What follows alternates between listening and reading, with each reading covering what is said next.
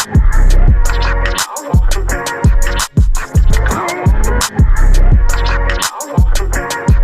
thank you for coming on The Voice of Africa. Today we have a very special guest with us that goes by the name of Mr. Lawrence Manzi. He is the first counselor in charge of political affairs at the Embassy of Rwanda. Hello, Mr. Lawrence. How are you doing today? Good. How are you? Oh, great. Can you please tell us why you got started in this field? What I studied, what? Why you started in this field, or why you decided to embark in this? On foreign service. Yes, sir. Well, I think I've always been a public servant, and my principals thought that I would serve better into even foreign service, but generally I'm a public servant, so and this seemed to be a very good fit for all that I studied and what I've been doing. Yeah. Okay, that's great. So what do you envision for the relationship between Rwanda and the diaspora? Actually, Rwanda is one of those countries that have invested in its own diaspora. When you I don't know if there's any country that does it more focused and intentional, that our leadership has been, when you can search something called Rwanda Day, I think mostly every year except today, because of the COVID, our president and our long leaders of our country go to capitals all over, not in the US alone, but even other capitals, to meet the diaspora and talk about the future and the development of our country, Rwanda. So far in the US, we've held it in Boston, in Chicago, San Francisco, Dallas, Fort Worth area.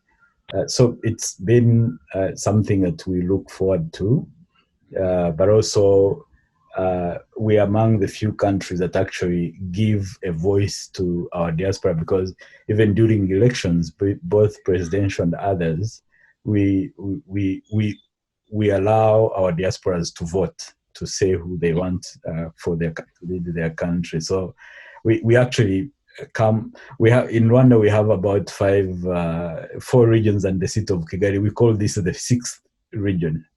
Okay. And if you follow even our leadership, actually the leaders of our country, you see some of our diasporas come and go for national leadership, including my ambassador here. She was a member of a diaspora for 30 years in California, but now she's my ambassador. So we are actually very connected and engaging our diaspora. We have now about 26 structured diaspora communities all over the US. So it's a very engaged and committed fabric of the Rwandan we have today. Yeah. It's very interesting. Thank you for that insight as well. I never knew that people in the diaspora can, have a voice, have that much of a voice into what goes on, the roles that goes on in their country. So that's very good to know that Rwanda is doing that. What is your ideal roadmap for anyone that wants to follow in your footsteps? I just answered it on the other panel, but the idea is interest. Mm-hmm.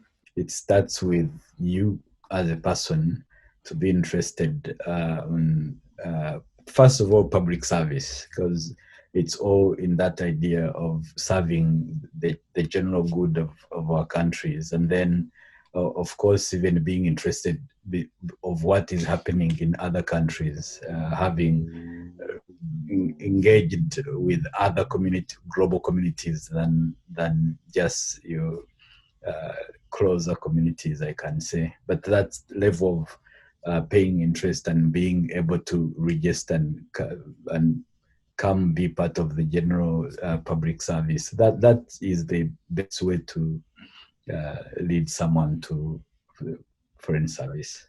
Thank you very much for touching on that subject. Can you please tell us your thoughts about the Legacy Global Summit? a very interesting idea, actually. But you know what? Very interesting more about it is it's not just a summit, a meeting for the sake. That's what Dr. Remy continues saying, and the idea of saying it's just another forum to mostly follow up and engage and bring both Africa and the US investors together. That's business to business, people to people. It's uh, even the idea of bringing in universities, education to be interested into investing in our continent. So I look forward to, and we look forward as the embassy, even my boss, the ambassador of Rwanda to the US, actually, who is also as former diaspora, but also a former educator. She's a former professor, tenure professor for a long time in California. So I think we're looking forward to see what we can do that is tangible to bring US investments to our continent and in Rwanda, but that is in my case. Right.